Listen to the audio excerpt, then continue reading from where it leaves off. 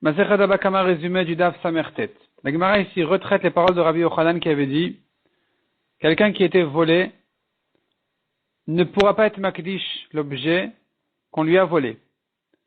Même s'il n'a pas encore fait Yehush, il n'a pas perdu l'espoir de le récupérer, puisque ce n'est pas aujourd'hui chez lui, il ne pourra pas être makdish l'objet, ni le propriétaire, ni le voleur, l'un parce que c'est pas chez lui, l'autre parce que c'est pas à lui.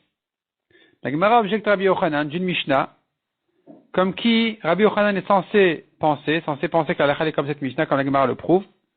Et la Mishnah nous dit, quelqu'un qui a un kerem revaï. Il a un kerem revaï, ça veut dire il a une vigne à sa 4e année.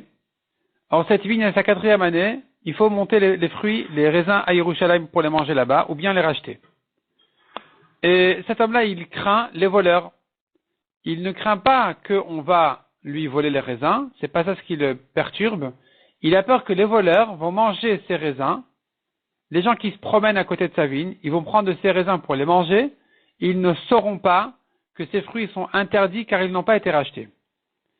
Et cet homme-là, il veut donc racheter les fruits. La Mishnah dit là-bas, les modestes, donc les tzadikim, même s'ils n'ont pas l'obligation, ils rachètent les fruits.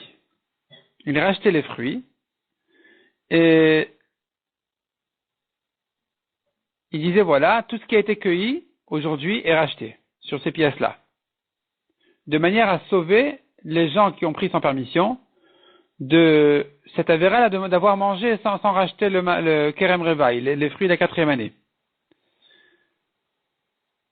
Donc nous voyons ici qu'un homme peut racheter des fruits qui ne sont plus chez lui, qui étaient à lui, qui ne sont plus chez lui. La Gemara comprend, de même qu'il peut les racheter, il peut être magdish aussi. Il n'y a pas de différence. Donc c'est une objection sur Rabbi Yochanan qui est censé penser comme cette Mishnah. Soit parce que c'est une stam Mishnah, comme qui pense Rabbi Yochanan de manière générale que la halakha est comme ça, soit cette Mishnah elle est comme Rabban Shimon ben Gamliel qui d'ailleurs, en général, la halakha est comme lui aussi d'après Rabbi Yochanan. Donc nous avons un problème ici avec Rabbi Yochanan. La Gemara dit, tu sais quoi? Il faut corriger la Mishnah et dire non pas tout ce qui a été cueilli, mais tout ce qui sera cueilli. Tout ce qui sera cueilli, c'est-à-dire que le matin il se lève, le tzaddik qui se lève le matin, il dit tout ce que les gens vont cueillir aujourd'hui sera racheté. Donc maintenant, c'est encore chez lui puisque ça n'a pas encore été pris. Et donc il peut racheter. La Gemara dit mais non, ça tient pas non plus. Parce que Rabbi Yochanan il dit par ailleurs que cette Mishnah là des modestes, et cette Mishnah de ces tzadikim là, elle pense comme Rabbi Dossa. Et Rabbi Dossa, on sait par ailleurs que Rabbi Dossa il dit un homme qui voit les pauvres qui vont prendre les épis qui sont abandonnés dans le champ, les épis qui appartiennent abandonnés aux pauvres en fait dans les champs, et qui savent pas reconnaître qu'est-ce qu'ils ont le droit de prendre, qu'est-ce qu'ils n'ont pas le droit de prendre, qu'est-ce qui est à eux, qu'est-ce qui est au propriétaire. Le propriétaire, s'il veut, il peut dire comme ça, voilà, il se lève d'après Rabbi Yehuda, il se lève le matin, il dit tout ce qu'ils vont ramasser est abandonné. D'après Rabbi Dossa, le soir, en fin de journée, il dit tout ce qu'ils ont ramassé est abandonné. Donc tu vois que Rabbi Yochanan qui a dit la Mishnah des modestes pense comme Rabbi Dossa, ça veut dire que ça se fait le soir et pas le matin. C'est le soir que ça se fait. En fin de journée, un homme dit voilà tout ce qu'ils ont ramassé est abandonné. Or c'est plus chez lui. Donc comment peut-il abandonner ou racheter en fin de journée ce qui a déjà été volé par les pauvres ou par les gens qui ont pris ces raisins? La Gemara propose une première réponse d'inverser Rabbi Yehuda avec Rabbi Dossa, le matin avec le soir. La Gemara repousse cette réponse. Finalement, la Gemara donc reste en problème. Comment on fait ici? La Gemara dit en fait,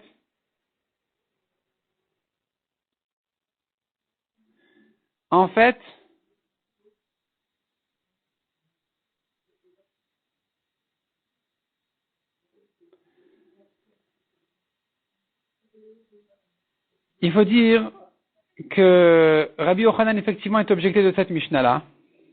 Il pense pas comme elle. C'est-à-dire que Rabbi Yochanan, il est obligé de dire que c'est que le soir.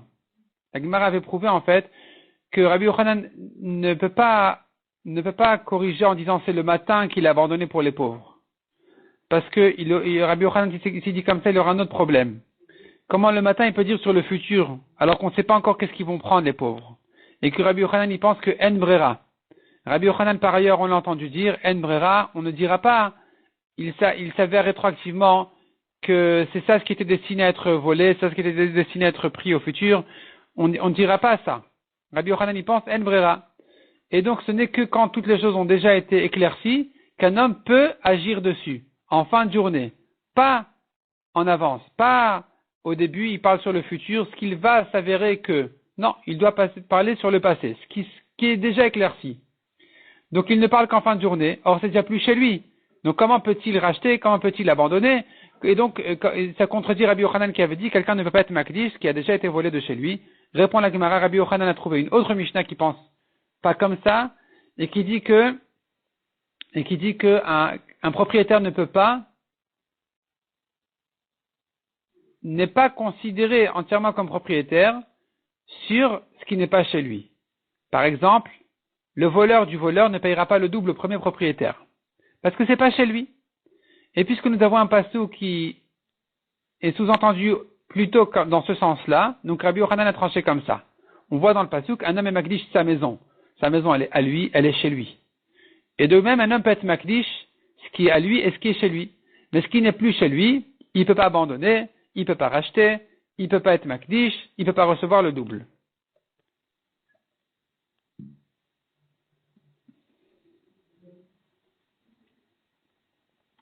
La Gemara ramène 3 Amoraïm, Abaye, Rava et Ravina, qui se rapportent sur ce Rabbi Yochanan qui avait comparé la Mishnah des modestes avec la Mishnah avec la Braïta de Rabbi Dosa.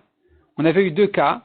Le cas des modestes qui voulaient racheter leurs vignes, et le cas de Rabbi Dosa qui disait l'homme qui voulait abandonner aux pauvres, ce qu'ils vont prendre de plus que ce qu'ils ont le droit. Et Rabbi Yochanan avait dit, cette Mishnah des modestes, elle pense comme Rabbi Dosa. Vient Abaye et dit, non, moi j'aurais pu comprendre, c'est-à-dire, il dit pas non, il dit, si Rabbi Yochanan n'avait pas dit ça, j'aurais dit autrement. J'aurais pu expliquer autrement, la Mishnah des modestes, elle pense bien sûr comme Rabbi Dosa, que si déjà les Chachamim ont fait une takana qu'un homme puisse racheter quelque chose qui a été volé pour protéger les voleurs de la Vera, Kalvachomer qui peut protéger les pauvres du vol en abandonnant. Mais la Mishnah la Braïta de Rabbi Dosa ne va pas forcément penser comme la Mishnah des modestes. Rabbi Dosa a permis de sauver les pauvres, c'est pas pour autant qu'il va permettre de sauver les voleurs. Sur ça, il ne dira pas qu'un homme peut racheter quelque chose qui a été volé. Deuxièmement, Rava. Rava, il dit, si Rabbi Yochanan n'avait pas comparé la Mishnah des modestes avec la Mishnah des pauvres, j'aurais dit non, les modestes, c'est une exception. Les modestes, il s'agit là-bas du Kerem Revaï, la vigne de la 4e année, ça a été comparé au Maaser Sheni. On a une Gzera Shava entre les fruits de la 4e année et le Maaser Sheni. Et puisque on a une Gzera Shava, donc ça va nous permettre exceptionnellement de dire, de même qu'en ce qui concerne le Maaser Sheni, la Torah, d'après Rabbi Meir, elle permet à un homme de racheter même quelque chose qui n'est pas à lui, ou plutôt le considère comme un propriétaire qui, quand il rachète, il doit rajouter un 5e. De même, ici aussi, il sera considéré comme un propriétaire pour pouvoir racheter même quelque chose qui est volé. Mais en général, en ce qui concerne les pauvres, c'est différent.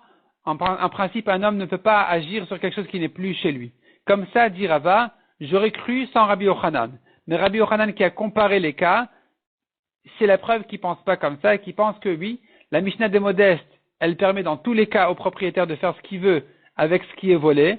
De même qu'au modeste on a permis de racheter, de même il permet d'abandonner aux pauvres quelque chose qui est volé déjà, quelque chose qui n'est plus chez lui. Et donc c'est une ligne de pensée, comme qui ne pense pas Rabbi Yochanan personnellement. Il les aligne, mais il ne pense pas comme eux, parce que comme on a vu, il y a une autre Mishnah qui dit autrement, et qui dit qu'un homme ne peut plus agir sur ce qui n'est plus chez lui. Troisièmement, Ravina dit, moi je me serais arrangé autrement. J'aurais dit que la Mishnah des modestes, c'est Rabbi Dosa lui-même en personne qui l'a dite. Et donc Rabbi Yochanan n'est plus soumis à cette Mishnah, parce que Rabbi Yochanan, lui, c'est vrai qu'il tient qu'elle est comme une Stam Mishnah, comme une Mishnah qui n'a pas dit qui est son auteur, comme une Mishnah qui n'a pas dit quel est l'avis d'un tel ou d'un tel. L'halakha est comme lui, mais comme ici nous savons que c'est Rabbi Dosa qui l'a dite, alors Rabbi Yochanan n'est plus obligé de trancher l'halakha comme elle. Mais Rabbi Yochanan, comme on a dit, n'a pas dit comme ça. Il pense que cette Mishnah-là, elle n'est pas les mots de Rabbi Dossa. C'est une Mishnah qui pense comme Rabbi Dossa. Et donc, Rabbi Yochanan est en principe objecté par cette Mishnah-là, qui dit qu'un homme peut agir sur ce qui n'est plus chez lui, alors que Rabbi Yochanan a dit qu'un homme ne peut pas agir sur ce qui n'est pas chez lui. Et lui, comme on a dit, il a trouvé une deuxième Mishnah, comme qu'il pensa que le propriétaire ne peut pas recevoir le double de quelque chose qui a été volé quand c'est pas chez lui. Et de la même manière, il ne pourra pas être makdish, ni racheter, ni abandonner quelque chose qui n'est pas chez lui.